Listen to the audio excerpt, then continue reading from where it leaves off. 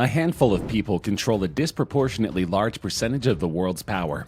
Whether they are political figures or business moguls, these individuals can restructure the lives of millions with a single decision. Of course, these figures inevitably make numerous enemies and require a veritable arsenal to keep them safe. From tech titans to repressive presidents, we are looking at the 10 most protected people in the world.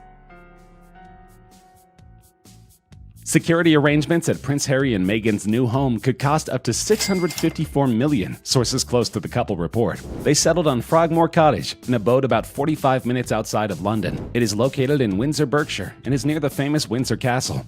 According to royal expert Katie Nicholl, the place is basically like a fortress. Vanity Fair has also reported that security at Frogmore Cottage is Fort Knox style, with high-tech cameras and sensors around the perimeter. Those who have been in the area said that drones are banned from being flown near the home. Police flight safety notice. Drones prohibited in this area, a sign reads. Launching, landing, or operating drones or remote-controlled aircraft is prohibited in this area. This is in addition to a security force with more than 1,000 highly trained soldiers dedicated to the safety of the young couple.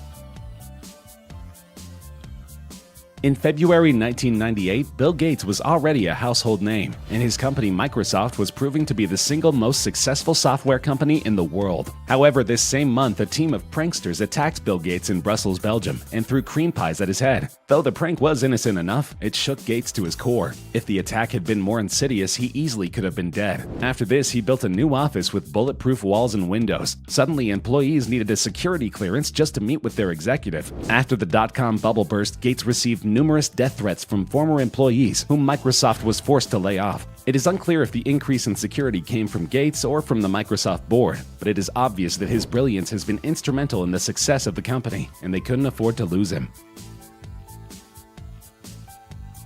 Prominent Silicon Valley companies spend liberally to protect their intellectual property. Some also shell out considerable amounts to protect their executives. Apple's most recent proxy statement shows the company spent $310,000 on personal security for CEO Tim Cook. But that's a fraction of other tech giants' expenditures. Facebook CEO Mark Zuckerberg was the costliest executive to protect. Facebook spent $7.3 million on his security in 2017, and last summer the company told investors that it anticipated spending $20 million annually. This has ballooned since 2013, when Zuckerberg's security detail cost $2.6 million. In a statement, Facebook said, "We believe that Mr. Zuckerberg's role puts him in a unique position. He is synonymous with Facebook, and as a result, negative sentiment regarding our company is directly associated with and often transferred to Mr. Zuckerberg." Armed executive protection officers stand on constant guard outside Zuckerberg's gated homes in the Bay Area, at least one of which also features a panic room. If he goes to a bar, his team will first sweep through to make sure it's safe. They will vet any new doctors, and they will assess his instructors if he wants to take up a new hobby. He is driven everywhere, with the security team monitoring traffic and adjusting his route accordingly. Xi Jinping, the president of China, is another controversial and powerful head of state.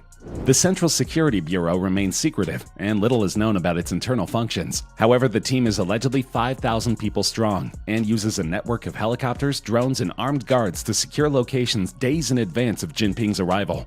Because China puts a huge emphasis on cybersecurity, the Central Security Bureau has a separate team to deal with any perceived online threat. However, in the past, the CSB has been used directly against the Chinese head of state. Apparently, in the 1970s, many of its highest-ranking officers planned a failed coup against then-leader Mao Zedong. Though the coup was quashed, people still question the loyalty of this semi-autonomous organization. When the unit was first formed, it had high requirements for enlistment. Any candidates must be a junior high school graduate, a requirement that does not appear to be much today, but it was considered tough back in the early 1950s, when over half of the Chinese population was illiterate. The unit was prohibited from participating in any public parade, with only a single exception. After the arrest of the Gang of Four, a huge celebration was held in October 1976 in Beijing, and the unit was granted permission to participate in this single public event. Mohammed bin Salman, the Crown Prince of Saudi Arabia, wields huge political and economic power in the world. Through the state-owned oil company Saudi Aramco, bin Salman and his family are some of the richest people on the planet. And since his alleged involvement in the assassination of journalist Jamal Khashoggi, the Crown Prince has made some international enemies. Since coming to power in 2017, he has consolidated the power of his military personnel, combining Saudi Arabia's military and security agencies.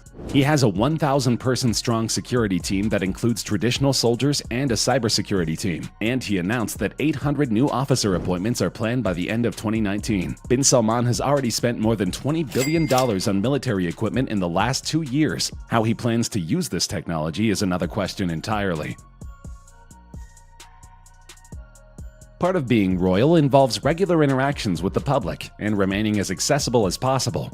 But security can be a big issue, especially in today's world. How do members of the royal family continue to do their jobs without putting themselves at risk? The answer is that they have an enormous team of security that try to remain entirely invisible at public events. One is called the Queen's Guard, and they are tasked with caring for Queen Elizabeth specifically. The 93-year-old monarch has a special role as a figurehead of her country, and her safety is paramount. In combination with the Scotland Yard, the Queen's Guard screens each building that she enters, and always has a carefully calculated escape plan in place to keep her out of harm's way. In addition to bodyguards and chauffeured cars, the royal family always travels with a motorcade or police escort, even to Prince George's school. This helps clear the road, as well as providing protection for members of the royal family.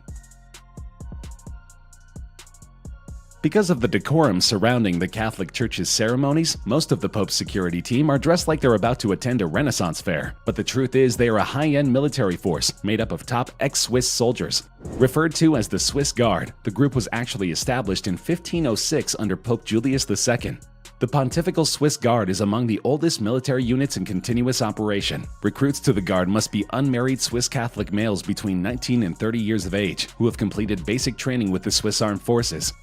And apparently Pope Francis has been a headache for this elite force. Because he is the People's Pope, Francis insists on walking amongst his followers, even though that presents a great threat to his safety. The crowds throw things, says his head of security in an interview. They throw flags, dolls, and obviously babies toward him. It's difficult because we don't want our agents to overreact. He doesn't want to see an overreaction either, but you don't want to miss anything. The order remains very secretive, and it is unclear how many personnel are involved. But one thing is clear, this is not a military force you want to mess with. Kim Jong-un is the president of North Korea and easily one of the most contentious politicians on the globe. His repressive government is renowned as one of the most brutal totalitarian forces in history, and Kim Jong-un is not someone to take lightly. On December 12, 2013, Kim ordered the execution of his uncle for treachery. Kim is widely believed to have ordered the assassination of his half-brother, Kim Jong-nam, in Malaysia in February 2017. The same year, the North Korean government stated that the CIA of the United States and the South Korean National Intelligence Service hired a North Korean lumberjack who worked in Russia to assassinate Kim Jong-un with a biochemical weapon that was both radioactive and nanopoisonous, and whose effect would have been delayed by a few months. Since then, Kim has beefed up his already impressive security squad. His team is comprised of dozens of highly trained martial artists who jog alongside Kim's limo when he travels. One bizarre requirement being they can't be taller than pint-sized Kim, who is about 5 feet 5 inches. The mysterious bunch seems to appear from nowhere every time their leader's limo slows down. They also seem to be able to choreograph themselves so that they always have a 360-degree view around Kim. Whenever Kim travels, he flies with 2 decoy jets, so it's unclear which plane he's actually traveling in. All in all, Kim is said to have 90,000 soldiers at the ready to defend him personally at any moment. Long before Donald Trump was elected president of the United States, he had a substantial security team due to his celebrity status and massive fortune. However you feel about his politics, it is undeniable that Trump has made some enemies, and his safety has never been more jeopardized. Though he is following standard procedure established by previous heads of state, Trump now roams with a veritable army of security personnel, 1,000 people strong. The presidential motorcade includes a quick response team, a sealed cabin, and a unit to respond to nuclear, biological, or chemical weapons. In addition to Air Force One, debatably the most secure aircraft in the world, Trump's armory includes the presidential limousine, nicknamed the Beast, the Marine One helicopter, plus a litany of supporting vehicles and staff. They're all designed to keep the president safe and away from protesters. However, Trump's leisure trips have invoked criticism. His trips to play golf at his Mar-a-Lago resort in Florida have cost taxpayers just shy of $150 million. While his security is government mandated, he has cost taxpayers more than 3 times the amount as the Obamas for an equivalent period. Trump also spent $16 million on a new state-of-the-art Cadillac CT6 sedan, with everything you'd need to stay alive in the midst of an attack, including bulletproof glass, a supply of the president's blood type, and an independent air supply to thwart a chemical attack.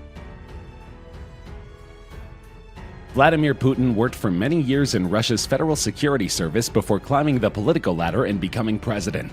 Putin, of all people, has an appreciation for the necessity of heightened protection. Because he is a man with many enemies, he has beefed up the Presidential Security Service during his time in office. Though the organization is necessarily secretive, Putin employs 2,000 to 3,000 plainclothes officers to guard him at any given time. They secure any buildings that he is scheduled to enter and work around the clock to mitigate any threats to his safety. The unit has armored cars, drones, and even a dedicated psychological security unit that collects intelligence regarding any perceived threat either at home or abroad, and it pays to do well in these positions. Many of Putin's guards have been promoted to prestigious positions in the Kremlin and gained wealth and prosperity, and Putin has gifted many of them prized properties in the most highly sought-after parts of Russia, often turning to bribery, intimidation, and blackmail to scare the current residents out of their homes. Some were decorated World War II veterans whom the Soviet Union had promised lifetime employment and pensions, but in the newly independent Russian Federation, there can be no such guarantees. During the 1990s, these workers say, a small clique of powerful businessmen and criminals used manipulation, forgery, intimidation, and even beatings to seize their land. Needless to say, Putin is a very well-protected man.